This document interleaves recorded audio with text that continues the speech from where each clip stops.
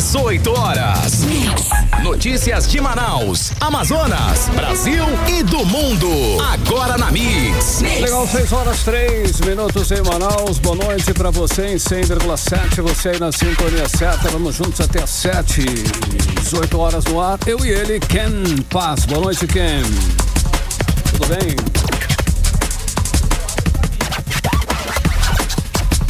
Agora são 6 horas e 3 minutos. Você no melhor Mix do Brasil.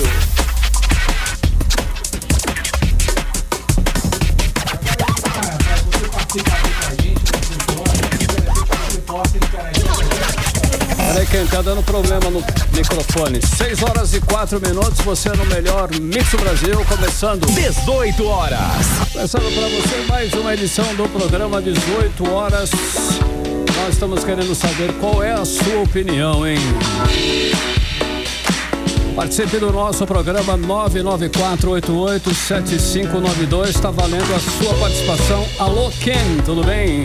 Fala, Carlão, agora sim, Boa, tudo agora ótimo, sim. meu amigo, tudo tranquilo, tudo certo. Meu brother, você que está acompanhando a gente agora no 18 horas aqui, pode mandar a sua pergunta, pode mandar ali o seu questionamento. Nós queremos saber exatamente a sua opinião, o que você pensa sobre os assuntos abordados aqui nas nossas reportagens do 18 horas aqui na Mix. Manda esse alô pra gente, meu povo. Anote aí, 994887592, valendo a sua participação aqui no 18 horas.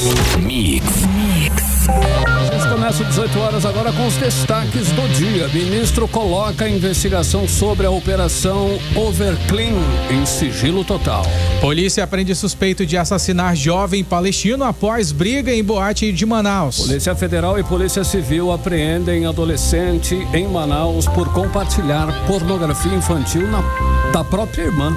É isso mesmo, Carlão, terrível. E hoje nós temos a entrevista com o deputado federal Sidney Leite, que vai falar com a gente sobre o caos na segurança pública do Amazonas.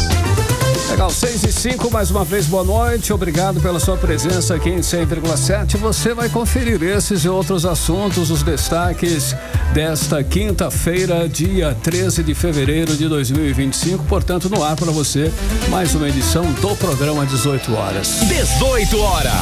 E olha só, hein, temos novidades interessantes aí no combate à criminalidade aqui em Manaus. O prefeito Davi Almeida, ele anunciou que a cidade vai ganhar um sistema de reconhecimento facial para identificar pessoas procuradas pela justiça e até localizar desaparecidos. Uma boa, Ken.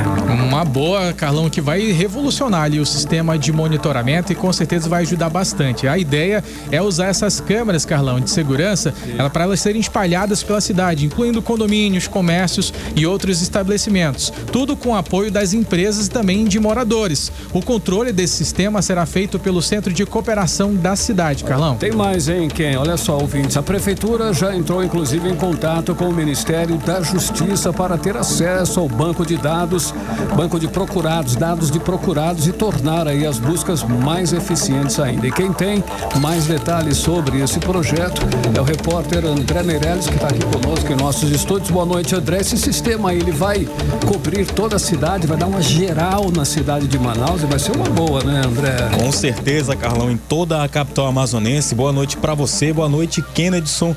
Boa noite você que nos acompanha aqui na 100.7 Mix Manaus. Exatamente, o prefeito de Manaus, Davi Almeida, ele fez inclusive esse anúncio ontem sobre esse sistema de reconhecimento facial que vai ser aí para identificar as pessoas que são procuradas pela justiça e também aquelas pessoas desaparecidas. Esse sistema ele vai ser implantado aqui na capital com parcerias de empresas e também moradores, né? O controle ele vai ser pelo Centro de Cooperação da cidade e a proposta é utilizar as câmeras de segurança de condomínios, comércios e também estabelecimentos, tudo isso para ampliar aí a rede de monitoramento, né? Inclusive na terça-feira a prefeitura enviou esse pedido à Secretaria Nacional de Segurança do Ministério da Justiça, tudo para acessar ao banco de dados de procurados, justamente já para implementar esta ação. A gente tem a fala do prefeito Davi Almeida falando sobre essa ação de segurança. Bora acompanhar. Nós estamos implementando em Manaus aquelas câmeras de reconhecimento facial, onde nós vamos cercar o centro, nós vamos colocar nas UBSs, nós vamos colocar nas nossas escolas, nós vamos colocar nos terminais de ônibus, nós vamos colocar a câmera de reconhecimento facial dentro do transporte coletivo na cidade de Manaus e vamos fazer parceria com a iniciativa privada para pegar a câmera de vigilância dos condomínios, das empresas, e assim nós vamos dar uma contribuição também para a segurança pública. 18 horas. Tá aí Kennedson, Carlão, tá aí você ouvinte, a gente conferiu a fala do prefeito de Manaus, Davi Almeida, que também disse que vai haver mecanismo de controle em níveis elevados de confiabilidade, tudo isso para as abordagens de suspeitos. Isso aí vai acabar minimizando aquelas falhas, né, para prevenir aí possíveis injustiças de confundir pessoas, e aí através desse sistema vai conseguir identificar a pessoa certa que cometeu, por exemplo, algum crime, ou aquela pessoa que está desaparecida, também para facilitar aí a identificação. Essa tecnologia de reconhecimento facial, ela vai funcionar através de uma análise das características físicas únicas de cada um, né, o que vai acabar permitindo essa rápida identificação dessas pessoas e que é de interesse aí das autoridades. E para evitar abusos e discriminação, o prefeito disse que os agentes públicos envolvidos no projeto, eles vão ser aí treinados para abordagem ética e responsável. Agora, sobre os dados que vão ser coletados pelo sistema, ele vai funcionar por meio do armazenamento com base aí, claro, na Lei Geral de Proteção de Dados, que assegura que as informações dos cidadãos sejam utilizados de forma aí segura e transparente. Então a gente vai continuar acompanhando aí esse projeto e, né, se tiver mais atualizações, claro, a gente volta aqui, Kennedson, Carlão. Beleza, André, agora 6h10, você no melhor mix do Brasil. 18 horas. Olha só, em quem tentou fazer um Pix na manhã de hoje pode ter passado raiva, hein? Usuários aí de várias instituições financeiras relataram instabilidade no sistema e também dificuldade para concluir transferências e pagamentos. Aconteceu com você, Ken, ou não? Então, Carlão, achei até que estava sem saldo na conta bancária, deu ali um erro e de fato era verdade, Carlão. Ah, tá, então era verdade. Era verdade. O problema ele não foi pequeno, Carlão. Sim, segundo o site Downdector, que monitora ali reclamações de serviços online, o pico de relatos aconteceu por volta das 9 horas e 17 minutos, com mais de 4.100 registros de falha. Então foi um registro muito grande, né? Quase 5.000 pessoas que relataram essas falhas. E não foram só os bancos tradicionais que tiveram essa dor de cabeça, não. Além do Itaú, Banco do Brasil, Bradesco, Caixa, Santander, as fintechs como ali a Nubank, a Inter, também enfrentaram ali a lista que integraram ali aquela lista de instituições que foram afetadas por essa falha no Pix, Carlão. Agora o interessante é o seguinte, o que dizem os bancos, André e ouvintes? Bom, procuradas aí as instituições preferiram repassar a bola para o Banco Central, foi lá para lá. O Banco do Brasil, por exemplo, ele informou que os serviços já estão normalizados, mas muitos usuários ainda relatavam aí dificuldades até o início da tarde de hoje. Vale lembrar que na última sexta-feira o Pix também teve problemas depois de uma falha, né, em um sistema que foi lá no Banco Central, inclusive, Ken. Exatamente, Carlão. Ou seja, se você tentou ali pagar aquele boleto ou também mandar aquele dinheiro e não conseguiu, pode ser ali um efeito dessa instabilidade e a gente vai, é claro, seguir acompanhando. Legal. Agora 6h11, você no melhor mix do Brasil. Mix. Olha aí, o ministro do STF, Nunes Marques, ele decidiu colocar sigilo total agora no inquérito da Operação Overclean, que investiga um suposto esquema de corrupção envolvendo emendas parlamentares. Antes, o processo já estava sob segredo de justiça, mas agora nem mesmo as partes envolvidas conseguem acessar as decisões. Com isso, só o Ministério Público, o próprio ministro e servidores autorizados terão acesso às informações. A justificativa, preservar provas e não atrapalhar as investigações. Olha só, o caso é realmente pesado. Estamos falando aí de um esquema que teria desviado 1,4 bilhão de reais em contratos superfaturados e também licitações fraudulentas envolvendo prefeituras e órgãos federais. É pesado mesmo. E mais, a operação mira integrantes de 8 partidos políticos, incluindo MDB, PP, PSD, PSDB, PT, Republicanos, o Solidariedade e o União Brasil. Todos aí grandes partidos em sua maioria. Agora nós vamos saber mais detalhes sobre essa operação pesada aí com Nathalie Moraes. Boa noite, Nathalie Moraes. As investigações continuam, não é isso? Boa noite. Boa noite, Carlão. Boa noite, Kennedson Paes. Boa noite aos nossos ouvintes do programa 18 horas.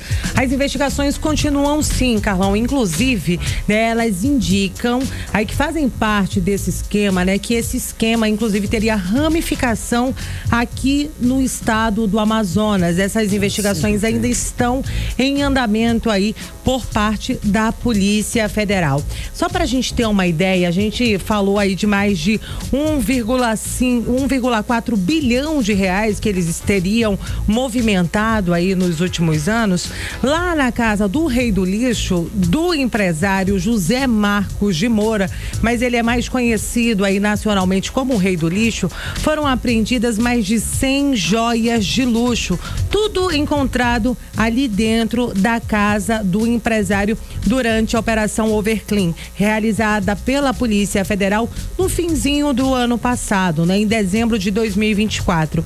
Mas além da prisão do Rei do Lixo, eu não posso deixar de lembrar para os nossos ouvintes, né, a prisão também do Alex Parente, que seria ali um principal comparsa dele, né, nesse esquema de desvio de verba.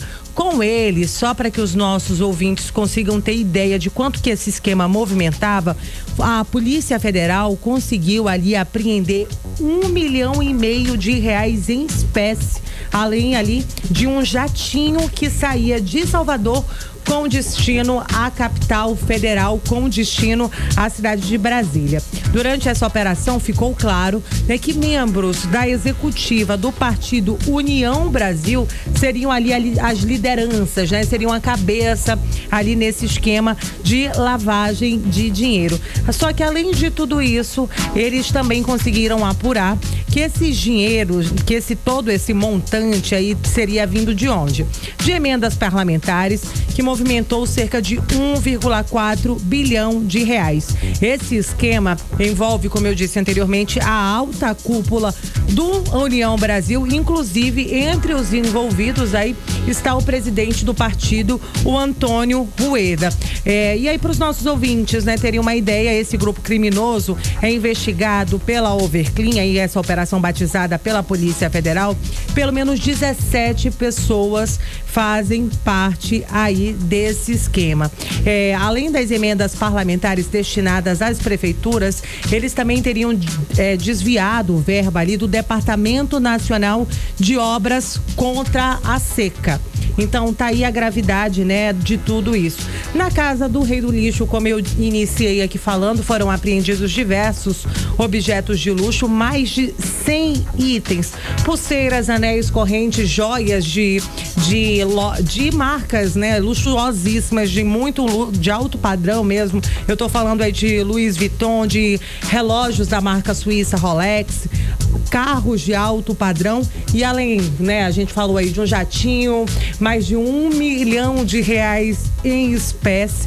Além disso, foi apreendido um revólver calibre 38, mas em meio a tudo isso, eles foram soltos no dia 19 de dezembro do ano passado. Mas aí agora, a gente tem um novo desdobramento, né, com o ministro Nunes Marques do Supremo Tribunal impondo sigilo total aí dessa investigação. A pergunta que a gente fica no ar, será que eles vão voltar para ficar atrás das grades? Dessa vez, né, Nathalie?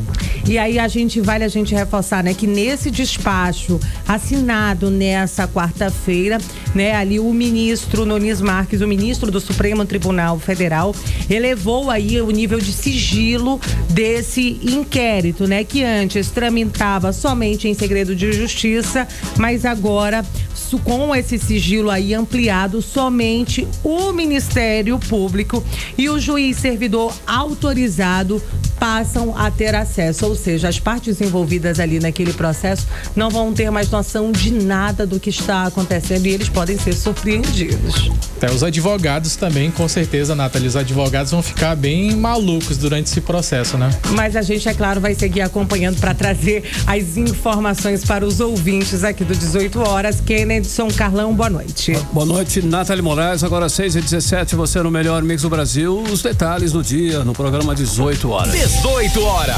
Olha só, inclusive, nós temos novidades sobre o caso do jovem palestino Mohamed Ali, de 20 anos, morto no último sábado em frente a uma casa noturna aqui em Manaus, aqui na capital. O suspeito do crime, Bruno de Souza, foi preso na manhã desta quinta-feira, Ken. Segundo a Polícia Civil do Estado do Amazonas, Carlão, câmeras de segurança registraram ali o momento em que o Bruno atacou a vítima com uma garrafa quebrada, atingindo ela ali no pescoço, foi no pescoço desse rapaz, bem na traqueia mesmo. O Mohamed chegou a ser socorrido, só que infelizmente ele não resistiu. Os ferimentos foram muito graves, Carlão. Olha só, o irmão do Mohamed, que também foi ferido na confusão, sofreu apenas ferimentos leves e já recebeu alta. O juiz Reison de Souza e Silva determinou a prisão temporária de Bruno para garantir que as investigações sigam aí, é claro, sem interferências. Exatamente, Carlão. Eu acompanhei de perto aí a coletiva de imprensa que aconteceu hoje, Carlão. Os delegados comentaram muito sobre esse caso. Ainda não está totalmente encerrado esse inquérito policial, porque ainda faltam outras partes a serem montadas, Carlão. A polícia segue nessa caça do Robson Silva Nava Júnior, ele que é um suspeito ali apontado como cúmplice desse crime, e de acordo com as investigações, ele teria impedido que os amigos da vítima reagissem durante a confusão. A justiça já decretou a prisão dele lá no último domingo, só que até agora ele ainda não foi localizado, então ele já é considerado foragido. Enquanto isso, o Bruno ele foi encaminhado para a delegacia especializada em homicídios e sequestros, onde ele prestou depoimento, esse caso também foi registrado. A gente segue falando sobre esse caso porque, assim, esse foi um crime extremamente chocante que teve um motivo ali para tanta violência que foi completamente banal. O desfecho desse crime brutal ali, ele poderia ter sido bem diferente se fosse evitado ali, porque o motivo realmente, ele foi muito banal, foi uma questão de um esbarrão dentro de uma festa que acabou ali molhando o Bruno e que o Bruno acabou tomando uma atitude completamente brutal em relação a essas pessoas. Inclusive, conforme a polícia, o Mohamed, ele morreu após ter tentado defender um amigo dele. Então a gente vai ouvir agora o delegado-geral da Polícia Civil, Bruno Fraga, ele que traz mais detalhes pra gente sobre esse caso. Vamos ouvi-lo. Que houve uma discussão dentro da casa noturna e aí um balde com algumas bebidas teria caído no colo do autor. Houve uma confusão entre eles e depois, no momento da saída, o Bruno, autor de um golpe de gargalo de uma garrafa de vidro, acabou golpeando na região do pescoço a vítima Mohamed, que acabou falecendo, mas as imagens mostram e as investigações apontam que ele não seria o alvo. Na verdade, o autor iria desferir o golpe contra uma segunda vítima e o Mohamed ele interveio para que não tirasse a vida de seu colega e acabou falecendo. 18 horas. Na ocasião do crime, o Mohamed, ele estava com o irmão dele mais velho, que mora aqui em Manaus, os primos dele também com alguns amigos, e era um momento de muita festa, muita alegria. Eles estavam nessa casa de festas exatamente para comemorar o aniversário de um dos primos dele, e aí essa comemoração infelizmente acabou terminando em tragédia. Apesar do golpe ter sido desferido pelo Bruno Souza, o amigo dele também, o Robson da Silva Júnior, ele que foi colocado ali como suspeito de ter participado, de ser cúmplice nesse assassinato, ele também ali, conforme o delegado menciona e ressalta, destaca, ele teve participação nesse caso. A gente vai ouvir agora o delegado Ricardo Cunha, ele que é titular da delegacia especializada em homicídios e sequestros, que fala exatamente sobre isso, que o Robson, ele inclusive está foragido. Vamos ouvir agora o delegado. O Robson passa a proferir ameaças ali pro grupo, dizendo que o trem vai pegá-lo, que isso não vai ficar assim, isso não vai ficar impune, e o Robson permanece próximo ali do grupo da vítima, aguardando esse pessoal sair para comunicar ao Bruno, que neste momento já estava fora da boate, se armou com um gargalo de garrafa. 18 horas. O Mohamed nasceu aqui na cidade de Manaus, mas ele morava com a mãe e a irmã na Jordânia desde a infância. E aí, nesta viagem, ele veio ao Amazonas para poder visitar o pai e o irmão mais velho, que inclusive estava nesta festa. Apesar dos ferimentos ali não terem sido fatais, mas ainda assim foram ferimentos que atingiram aqui próximo à traqueia também, Carlão. Inclusive quase, as costas, né? Também. As costas dele, ele sofreu ali um ferimento grande que até foi necessário ter pelo menos ali 8 suturas, os pontos, aqueles famosos pontos, Carlão. Sim. Ele estava aqui em Manaus há praticamente 3 meses. O pai decidiu que ele ficaria um pouquinho mais para poder aproveitar esse momento em família, esse momento de férias. Viajaria agora nesta quarta-feira. Infelizmente, essa tragédia acabou tirando a vida deste jovem, Carlão. Apesar ali de tudo que aconteceu, né, não dá para se culpar diante esse episódio terrível. Sim. Agora, em nota, a Sociedade Árabe Palestina do Amazonas ressaltou que tem ali a confiança na Justiça do Estado do Amazonas, também nas autoridades competentes, para poder fazer a apuração rigorosa de todos os fatos e também que os responsáveis por esse ato covarde sejam punidos. Também destacou que essa violência contra o Mohamed, não pode ficar impune, Carlão. Agora 6h23, você era o melhor mix do Brasil, 18 horas no ar, com os destaques desta quinta-feira. 18 horas. Agora chegou a hora, vamos falar de política, né? E lá nos bastidores da política, bem ali no meinho mesmo, da política amazonense, política local. Estamos com Cíntia Blink, que tem aí as novidades. Boa noite, Cíntia, tudo bem? Boa noite, Carlão, boa noite, Kennedy, e boa noite pra você que tá com a gente na 100.7. Eu não sei se é tão no meio não, mas eu vou trazer umas informações. Ali, eu sei que você tá ali, você tá sempre ali, nos arredores da política. Então, Cíntia, olha só, os deputados aprovaram hoje a redução das sessões, agora só terão sessões, ficou aquela então 2x5, é isso? 2x5, é isso. Hoje cala boa, hein, Cíntia? Que bom, né? Eu achei, menino, isso passou tão rapidamente na sessão hoje. Hoje foi uma sessão, uma quinta-feira estranhíssima. Primeiro que foi uma sessão que teve sessão, porque quintas-feiras normalmente nem tem, porque não tem quórum para isso. Então, esse novo calendário, ele na verdade praticamente oficializa aquilo que já acontece. E aí, hoje foi um dia de sessão extensa, com muita votação. Normalmente isso acontece na quarta-feira, mas dessa vez aconteceu na quinta, então foi uma quinta de casa cheia. Teve muita discussão, tanto no grande expediente, pequeno expediente e durante a votação. Teve votação de veto, por quê? Eles precisavam votar a criação das secretarias, as 3 novas secretarias, né? Que a gente já falou aqui, a de pesca, pessoa com deficiência. Pessoa com deficiência, ela era uma secretaria, depois passou a ser sub e agora retorna como secretaria. O deputado Wilker Barreto, inclusive, ele chegou a falar que essa é praticamente uma retratação da gestão Wilson Lima em trazer de volta essa secretaria. E a Secretaria de Proteção e Bem-Estar Animal. Só que para fazer a votação disso, antes foi preciso analisar todos os vetos que eles ainda não tinham votado. E aí foram em 7 vetos, viu? E foi discussão. Em praticamente 2 deles ali discutiram-se bastante. Sim. Agora... Perdão, e qual foi a pergunta mesmo? Em relação às 2 sessões ali durante a semana. Tá. Aí teve a promulgação. Quando há promulgação, é um rito, então é quando nasce uma lei. E aí todo mundo levanta. Foi lendo tudo o que foi decidido. E no meio do que foi decidido, decreto tal, número tal, sobre mudança no regimento interno. Passou batido. Passou junto com os outros. E foi, então. Entendeu? Aí se você não soubesse que no número tal, sobre o regimento tal, era sobre a redução dos dias, isso ia passar totalmente direto. Mas era isso. O que significava aquele texto lido rapidamente era: vão trabalhar terças e quartas, sendo que na quarta pela manhã e pela tarde. Quinta-feira pra frente e segunda-feira, sem sessão. A justificativa temos agora tempo para visitar, para analisar ali o interior. Tá bom. E é isso. Olha aí, Cíntia Blink, que sonho, hein, Cíntia? Olha só, Cíntia, o Conselho Nacional de Justiça, ele puniu o juiz que atacou a advogada com palavrões. Cíntia, conta pra gente, esse é aquele caso ali que você comentou, inclusive aqui no 18 horas no ano passado, né? No caso, a advogada Maria Benigno, ele é um pouquinho anterior. O juiz Luiz Cláudio Chaves, ele respondeu por omissão durante um ataque verbal de um promotor contra uma advogada em uma audiência. Então, estava acontecendo a audiência, isso foi lá em 2018. O promotor Frederico Guilherme Santos Silva se referiu à advogada Maria Benigno, que hoje é, inclusive, juíza no Tribunal Regional Eleitoral, de forma agressiva e desrespeitosa. Ele falou palavrão para ela. E aí, o juiz que presidia a sessão não tomou nenhuma atitude. Ele rolou isso aí, ele estava presidindo. O cara que preside, ele é o que responde por aquilo. Ele é a maior autoridade. Ele quem deveria...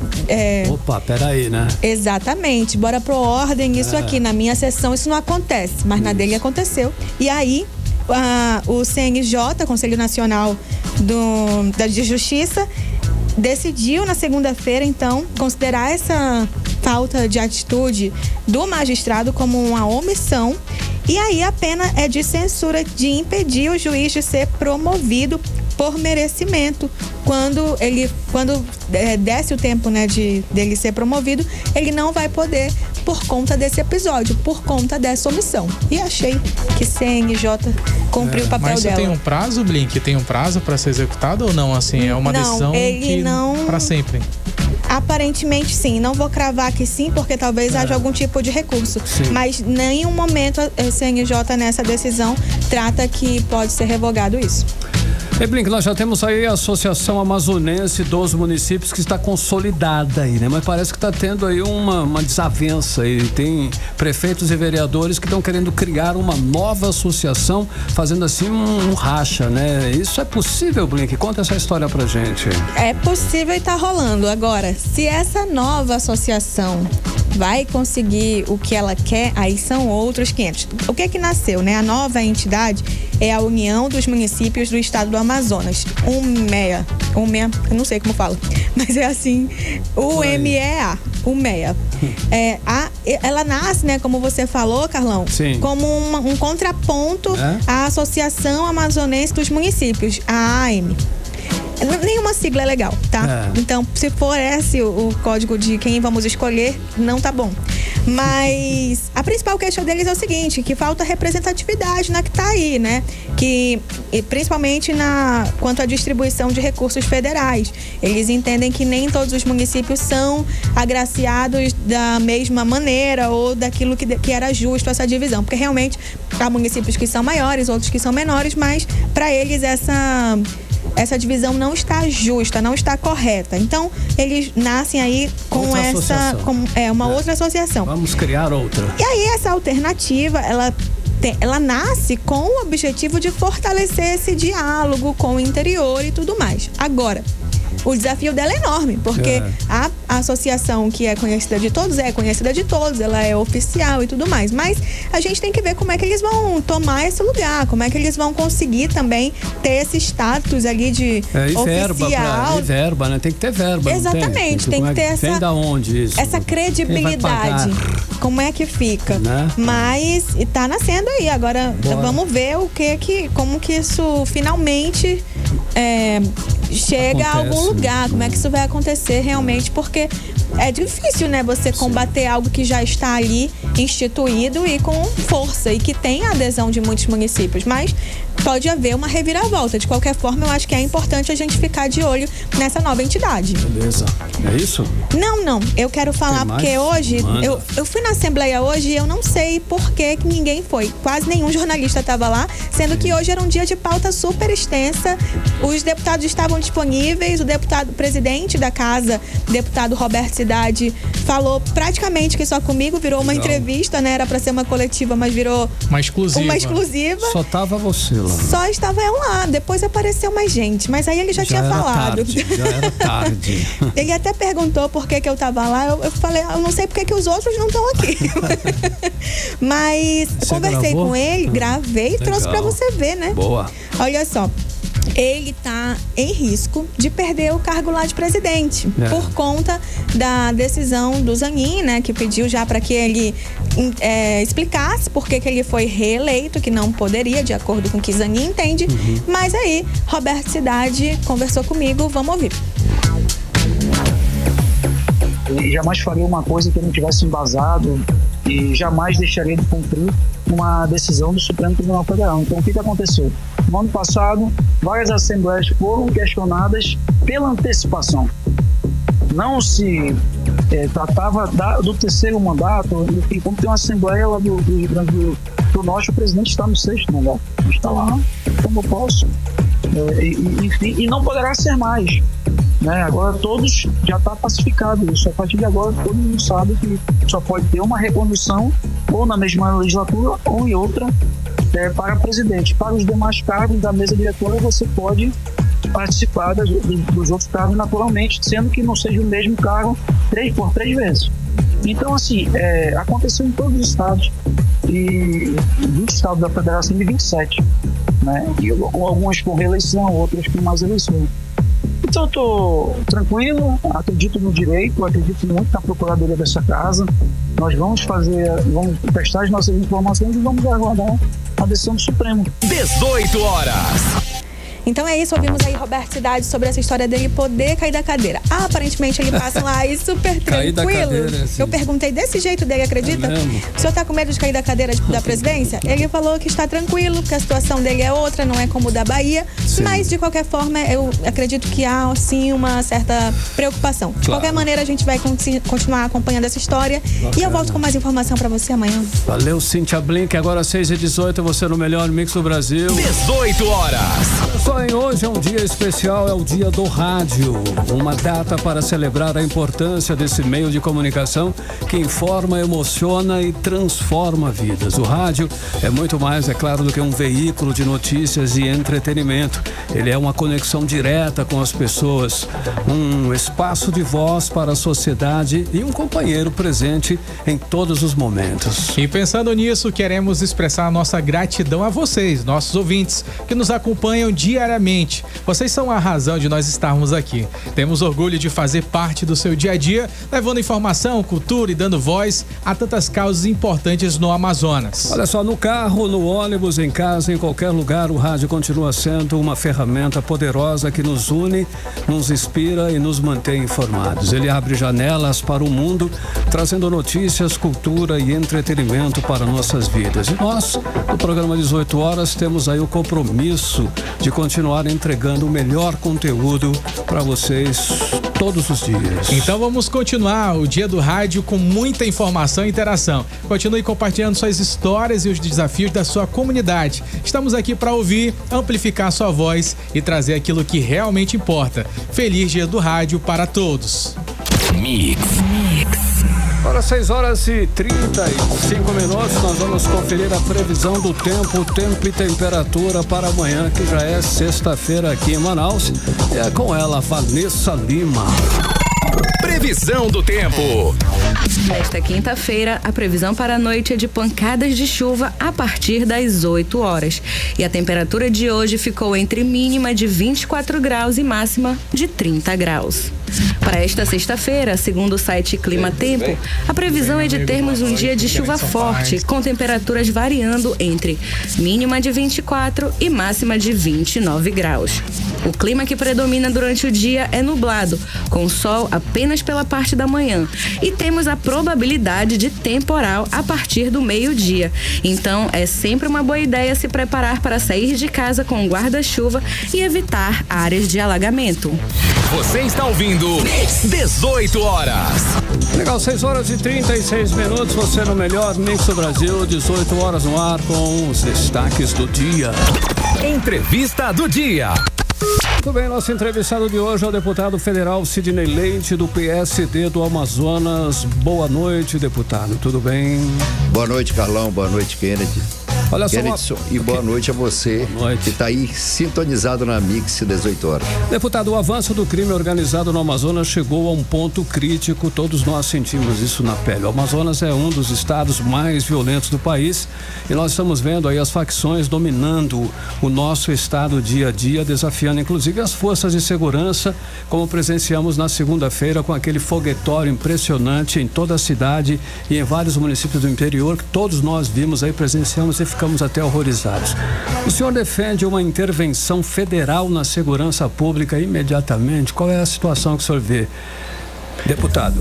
Carlão, veja bem o seguinte, não é só Manaus, é o estado como um todo. Sim. O avanço do crime organizado, isso é visto tanto nas sedes das áreas urbanas no interior do estado, como nos rios.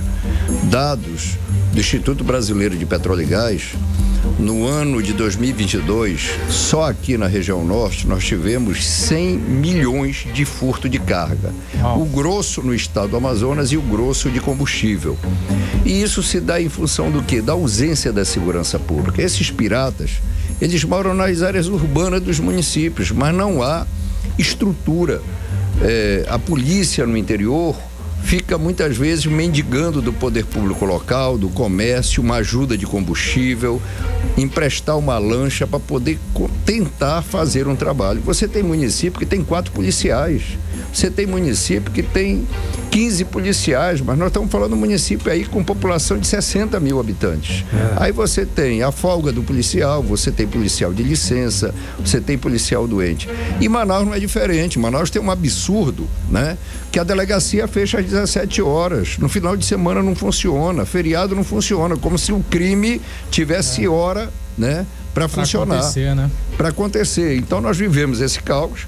Eu estou solicitando isso, há uma diminuição do efetivo, a falta de estrutura para a polícia. E quando eu falo uma diminuição do efetivo, eu estou falando da polícia militar, da polícia civil, do corpo de bombeiros, enfim, do conjunto da estrutura da segurança pública no estado do Amazonas. Foi realizado um concurso, esses policiais candidatos se prepararam, mas infelizmente não são convocados.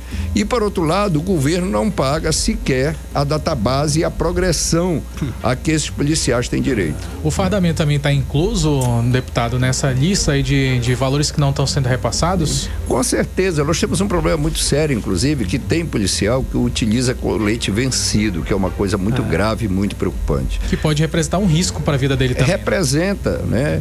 Essa situação que eu falo representa no total, porque veja bem o seguinte, nós temos um completo desmonte na segurança pública no estado do Amazonas. Agora, o que nos deixa assim assustado, né, é que a cúpula do estado do Amazonas flerta, né, com crime organizado, visto aquelas imagens e aquele vídeo de secretário de Estado em plena campanha eleitoral relatando em Parintins, inclusive, que os moldes operantes que eles estavam planejando fazer em Parintins, eles tinham feito na campanha passada. Qual foi a campanha passada? Foi a campanha de reeleição do governador Wilson Lima. Então, nós temos aqui, né, o caos perfeito nesse sentido, e esse foguetório que não ocorreu só na cidade de Manaus, mas em todo o estado do Amazonas. Isso é a demonstração que o crime organizado se sente à vontade e comanda efetivamente as suas ações pelo desmonte realizado pelo senhor Wilson Lima, governador do estado, na segurança pública no Amazonas. Eles não só se sentem livres também, deputado, como também eles exercem ali essa liberdade, cometendo crimes absurdos aqui pelas ruas da capital amazonense, pelo interior do estado. São eles que mandam e desmandam e matam as pessoas à boa vontade deles. Agora, deputado, na sua opinião, o que precisa ser feito de forma emergencial para conter essa escalada da violência? Olha, primeiro, nós precisamos recompor os efetivos da polícia. Segundo, ter uma estratégia, né? Não só do ponto de vista de ocupação espacial, mas também de que a gente possa trabalhar com inteligência. Terceiro, é preciso que haja comprometimento por parte de quem está nomeado pelo governador e tenha respaldo do governador para que possa exercer plenamente a atividade da segurança. Sim. E os investimentos necessários, porque requer investimento. Hoje eu li na imprensa que o governador está se comprometendo a construir um presídio em determinado município. Quando o governador Wilson Lima assumiu o governo, lá no município de Maués, um presídio de construção com recurso, inclusive oriundo do Fundo Nacional de Segurança. Sim. E ele está, né, aí reeleito, certo? No 6º ano de mandato, e essa obra não foi concluída, está uma obra abandonada. Então isso é um exemplo do que ocorre. A outra questão, por que fechar a delegacia? Por que tirar viaturas das ruas? Então nós precisamos retomar pelo menos a normalidade, garantir efetivo de polícia, as delegacias funcionando e a população se sentir a presença da segurança como efetivo na rua. Sim. Porque o que a gente vê, como você bem coloca, é o crime organizado dando toque de recolher e comandando a vida das pessoas no dia a dia. As pessoas sendo sobressaltadas. Quem vai, principalmente na periferia da cidade de Manaus, isso acontece, mas deixou de ser. Nós vimos aqui, próximo aqui à Rádio Mix, um shopping que foi assaltado no final do ano. Isso é um exemplo claro, né, do abandono no que diz respeito. E a falta de medo, né? É a certeza da impunidade, às vezes, né, Carlão? Com certeza, isso ficou muito claro. A gente viu, inclusive, casos, deputado, de criminosos depredando, inclusive, delegacias agora. A gente viu o caso do parqueamento sendo invadido por criminosos, então é um verdadeiro escárnio. Isso que você está dizendo é uma realidade. Estão roubando motocicleta, né? Que está lá detida pela Polícia Civil do Estado do Amazonas. Esse é um caos completo. Estão roubando a polícia do Estado. Então, não há mais o que dizer, né? Deputado, nós temos observado que o senhor tem feito várias denúncias e uma delas é que, apesar do alto gasto do Ministério da Saúde, as comunidades indígenas, né, elas continuam sem médico, sem remédio e até sem água potável. Elas estão realmente numa situação lastimável. Os Yanomamis, eles vivem uma epidemia de malária jamais vista. É uma situação realmente muito triste e preocupante demais. O que exatamente está acontecendo com esses recursos e o que o senhor espera, né, na investigação que pediu ao TSU e também à PGR, deputado? Carlão, só para os nossos ouvintes ter uma noção de grandeza, o estado do Amazonas tem a maior população indígena aldeada do país. São aproximadamente 150 mil índios. Dos recursos da saúde indígena para o estado do Amazonas, nós temos em torno de valor per capita para índios aldeiados de R$ 1.260,50. E para o restante da população, você tem um valor per capita de 480. Lembrando que a saúde indígena é só atenção básica, não cuida de urgência, emergência, internação. E o que a gente vê em quase a totalidade das comunidades indígenas no estado do Amazonas? Primeiro, não tem água potável. Segundo, você não tem uma unidade básica de saúde. Falta medicamento, falta assistência adequada, não tem prestação de serviço odontológico. E o que você coloca, e eu costumo dizer isso, aquelas imagens dos Yanomamis em Roraima não é diferente dos Yanomamis aqui no estado do Amazonas, é só ir na cidade de Barcelos. Mas o problema da desnutrição indígena, ela campeia entre as populações indígenas na Amazônia como um todo. É inaceitável, né, que a má gestão desse recurso condicione essa população. E eles vão atrás de quem no momento que não suportam mais? Vão atrás do Sistema Único de Saúde, que o recurso é quase 3 vezes menor do que recebe a saúde indígena. Agora, o que causa indignação é que a maioria dos DICEIs tem helicóptero alugado. Para que helicóptero se não tem medicamento, se não tem um médico, se não tem um mínimo de condições para atender a população indígena e muito menos para dar condições de trabalho para os trabalhadores contratados por esse DICEI, pela Secretaria Nacional de Saúde Indígena, para prestar assistência à saúde. Então, isso é inaceitável, certo? E eu estou buscando os órgãos de controle externo, como você citou, a Procuradoria-Geral da República, o Tribunal de Contas da União. Inclusive, solicitei uma audiência com o presidente do TCU para debater esse assunto com ele e, em seguida, irei na Procuradoria-Geral da República para explanar essa situação, porque isso é inaceitável. Sem dúvida. Agora, deputado, o Amazonas, ele corre ali um risco real de apagão com essa transição da Amazonas Energia para o Grupo AMBA. Eu queria que o senhor dissesse também pra gente, porque, inclusive, o senhor mencionou sobre algumas forças estranhas dificultando ali esse processo. E quem está por trás dessa crise e, principalmente, o que pode ser feito para garantir que a população não seja prejudicada, deputado? Kennedy, isso que você traz é muito importante. A atual empresa, que é a Amazonas Energia, que cuida da distribuição, que deveria cuidar da distribuição de energia no estado do Amazonas, ela tem um passivo somente com a Eletrobras superior a 10 bilhões de reais. Então, nós vivemos aqui a eminência de um apagão. Inclusive, né, me passaram isso em off, executivos da Eletrobras estão sendo pressionados e cobrados, né? Por que não para o fornecimento para a Amazonas Energia? E diferente do que se acha, o principal afetado seria a cidade de Manaus, porque o grosso do interior é sistemas isolados, que funciona com termoelétrica a diesel, né? Então essa é a preocupação.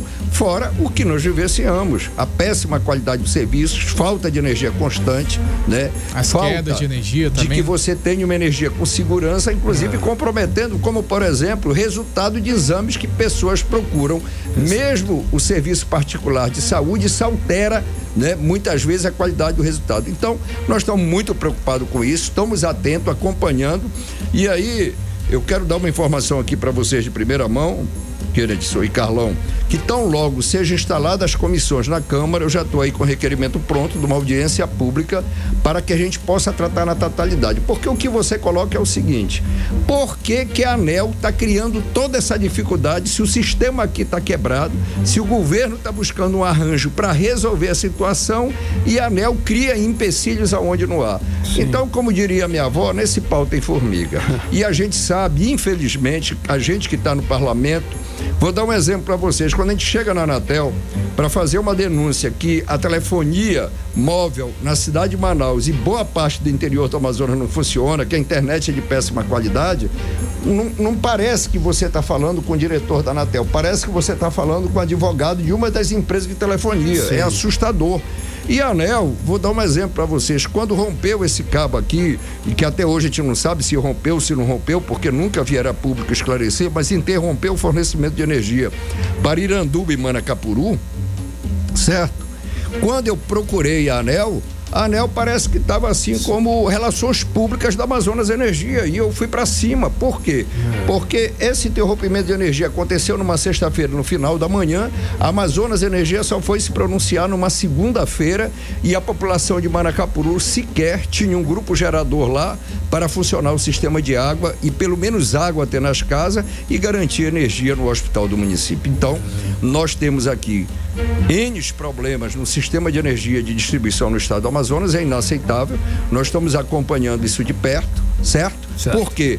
Porque é o pior sistema de energia hoje no Brasil e, infelizmente, está no estado do Amazonas, em especial na cidade de Manaus.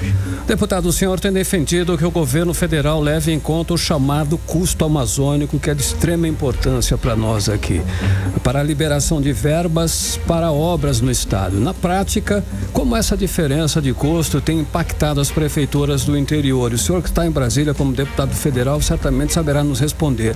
Quais são as soluções que estão sendo discutidas lá em Brasília para aliviar essa situação com relação ao custo amazônico, deputado? Carlão, nós articulamos os deputados federais do Norte, a chamada Bancada do Norte, a qual tenho a honra de ser coordenador. E eu recebi recentemente todos os reitores dos Institutos Federais de Educação do Norte do Brasil. Só para citar como exemplo, está pronto o Instituto Federal de Educação, Camp, lá no município de Irunepé.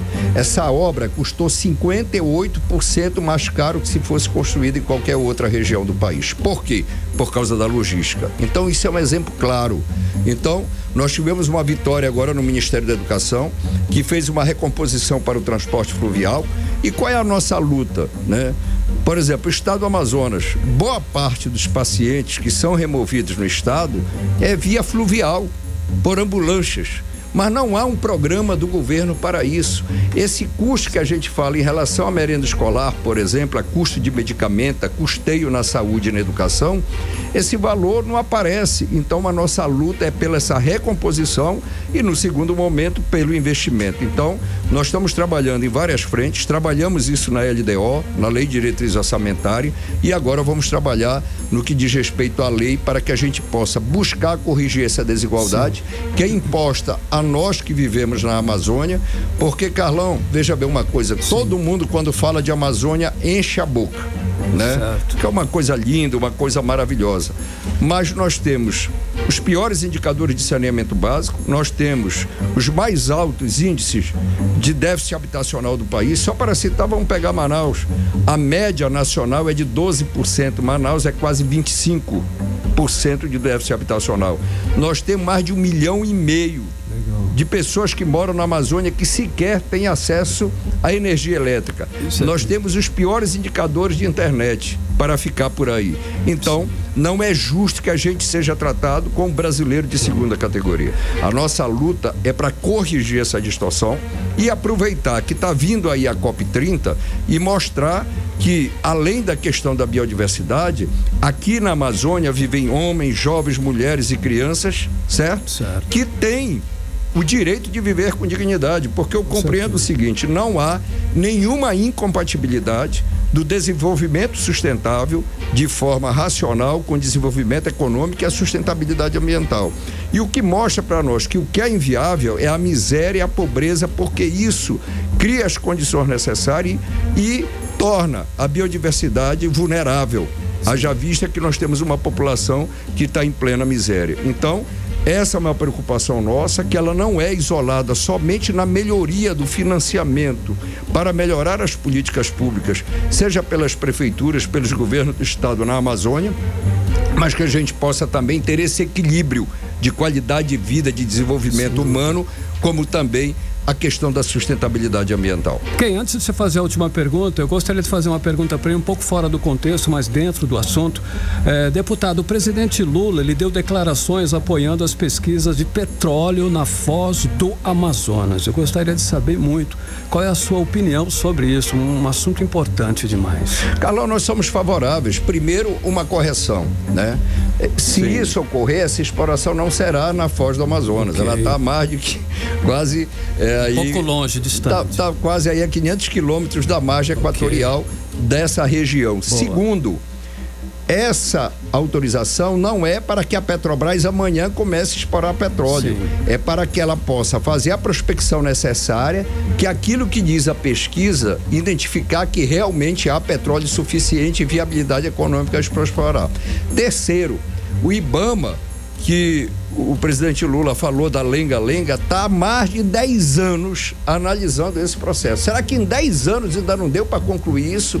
E o ministro de Minas e Energia disse que sanou todas as demandas. E aí eu trago para nossa brasa, né? Sim. Tudo aquilo que o IBAMA solicitou do Ministério do Transporte, tudo aquilo que foi pedido para ação em relação à BR-319 também já foi sanado. Inclusive, na última reunião que nós tivemos com o ministro Renan Filho, algo que é do ARCO para monitoramento e controle, ele vai fazer agora e não quando a estrada ficar pronta, como está na exigência do IBAMA. Okay. Ou seja, se um trator for embarcado numa carreta lá no município de Porto Velho e ele tiver como destino a Manaus, ele terá que chegar a Manaus.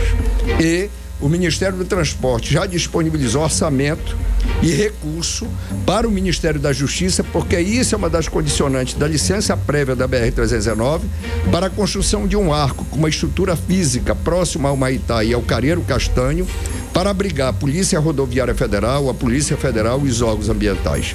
Como também está no edital do 5G os pontos em todo o trecho da BR-319 para que possa contribuir para o controle e monitoramento da BR-319, estudo esse realizado recentemente pelo Ministério do Transporte e que está à disposição do IBAMA. Então, está certo, presidente Lula, o Brasil precisa explorar essa fonte de petróleo. A Petrobras tem demonstrado a sua capacidade porque faz isso no litoral do Rio de Janeiro, no litoral de São Paulo, na Bacia de Campos, no litoral do Nordeste, e é um exemplo de eficiência e de resultado positivo. E o Brasil não pode ser cobrado, porque hoje mais de 80% da nossa matriz energética vem de fontes de energias renováveis. Ok. Agora, deputado, para a gente finalizar, vamos falar agora sobre eleições de 2026, que é um assunto que a gente comenta muito por aqui. O senhor é do grupo do senador Omar Aziz, que vai concorrer ao governo. O senhor já pode vir ali como vice de Omar?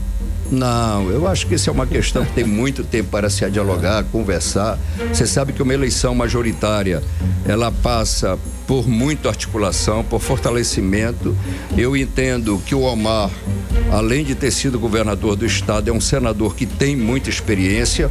Hoje ele é o líder da maior bancada no Senado Federal, ali com 15 senadores, que é a bancada do PSD, e que tem respeito a nível nacional, né? Tem linha direta com o presidente da República, ganhou protagonismo nacional quando da CPI do Covid-19, mas tem se pautado por temas relevantes a nível nacionalmente, e é um senador da República, juntamente com o senador Eduardo, que tem viabilizado muito recurso para o estado do Amazonas, tanto para a cidade de Manaus quanto para o interior do estado. Então eu entendo que é muito precoce falar em chapa, né?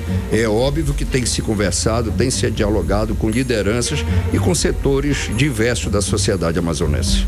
Ok, muito obrigado pela sua entrevista, pela sua participação, por estar aqui conosco no programa 18 horas, mais uma vez, deputado. Obrigado, Carlão, obrigado, Kennedy, obrigado aí, meu amigo Paulo, né? Deixar um abraço aqui pro Armando e a você que nos acompanhou aqui nessa entrevista. Eu me continuo à disposição através da nossa rede da mídia social. Meu muito obrigado, um abraço a todos. Um abraço. Conversamos com o deputado federal Sidney Leite aqui no programa 18 horas. 18 horas.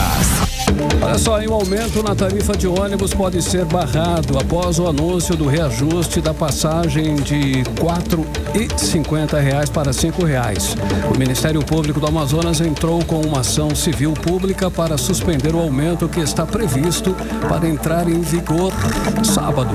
Segundo o Ministério Público, a Prefeitura de Manaus e o Instituto Municipal de Mobilidade Urbana e o Sinetran não apresentaram os estudos técnicos que justificariam o novo valor. A promotora Sheila Andrade destaca que a medida ela foi tomada sem transparência, ferindo ali os princípios básicos da administração pública. Além disso, o IMU admitiu que sequer iniciou os estudos necessários para embasar o reajuste. Olha só, outro ponto questionado é a justificativa de que o aumento serviria para renovar a frota de ônibus. O Ministério Público lembra que a troca dos veículos já é uma obrigação das empresas e que a Prefeitura ainda não entregou 52 ônibus prometidos para 2024. A ação solicita que a Justiça suspenda o reajuste até que os dados técnicos sejam divulgados e prevê multa em diária de R$100 mil ao município e ao MU caso a decisão seja descumprida. Se a liminar for concedida, o aumento da passagem pode ser barrado antes mesmo de entrar em vigor. Agora 6h58. Mix. Economia. Olha só, conferindo os indicadores econômicos de hoje, o dólar fechou o dia em alta de 0,10%, cotado a R$ 5,76. O euro fechou em alta de 0,55%, cotado em R$ 6,02. O Bitcoin terminou essa tarde em queda, em 1,32% de queda, cotado a R$ 552.741. E o Bovespa fechou em alta de 0,34% aos 124.797 pontos. Mix.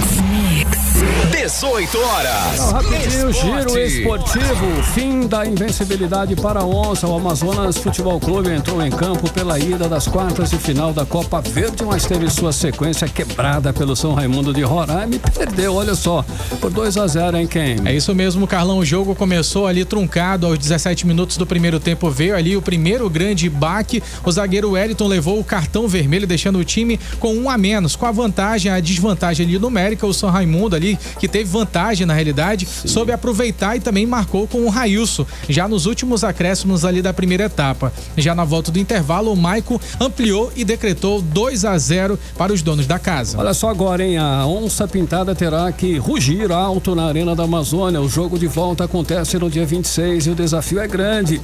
Precisa vencer por 3 gols de diferença para avançar direto. Se devolver os 2-0, a decisão vai para os penais. O torcedor já sabe, hein? Atenção, será preciso apoio total para empurrar o time em busca da virada e da vaga na semifinal. Vamos lá. E daqui a pouco, às 7 da noite, o Manaus tem uma pedreira pela frente contra o Paysandu pelas quartas de final da Copa Verde. Além de encarar um time de Série B, o Gavião do Norte precisa quebrar um tabu indigesto. Nunca venceu o Papazão do Curuzu. Olha só, desde 2021, quando passou a jogar lá, o time paraense levou a melhor em todos os 5 confrontos, com 11 gols marcados e apenas 2 sofridos. No retrospecto geral, são 6 vitórias do Paysandu em 12 jogos, sendo 5 delas em casa. Agora resta aí ao Manaus tentar mudar essa história e trazer um bom resultado para decidir a vaga na Arena da Amazônia. Agora são 7 horas em ponto, você no melhor mix do Brasil. 18 horas. E seguimos agora direto para o Editorial 18 horas. Editorial 18 horas. Olha só, é alarmante a informação divulgada pelo jornal O Globo sobre a presença de uma facção criminosa venezuelana considerada terrorista atuando na Amazônia. A Trem de Aragua avança pelo norte do Brasil em parceria com o PCC, fortalecendo crimes como tráfico de drogas e destruição ambiental. Nos Estados Unidos, essa quadrilha já é classificada como organização terrorista estrangeira. Em janeiro, um cemitério clandestino com 10 corpos foi descoberto em Boa Vista, Roraima, suspeitos de serem vítimas da facção. O Globo afirma ainda que a facção venezuelana já controla o tráfico de drogas em bairros de Boa Vista e atua também em Manaus. Manaus e municípios na fronteira do Amazonas e diz que, lamentavelmente, a Amazônia vai aos poucos se tornando um paraíso para as organizações criminosas que prosperam onde não há repressão alguma. E diz que é preciso que União e estados combatam urgentemente e que não se pode permitir que territórios da floresta sejam sequestrados pelo crime organizado, como acontece por omissão do Estado em comunidades de todo o país. A situação exige, sim, atenção urgente de todas as autoridades. 18 horas. Para 7:02, Ken, boa noite. Muito boa noite, Carlão. Boa noite a todos que acompanharam aqui o 18 horas. Amanhã tem mais. Tamo junto. Até amanhã. Você ouviu 18 horas. As notícias do Brasil e do mundo. De volta amanhã.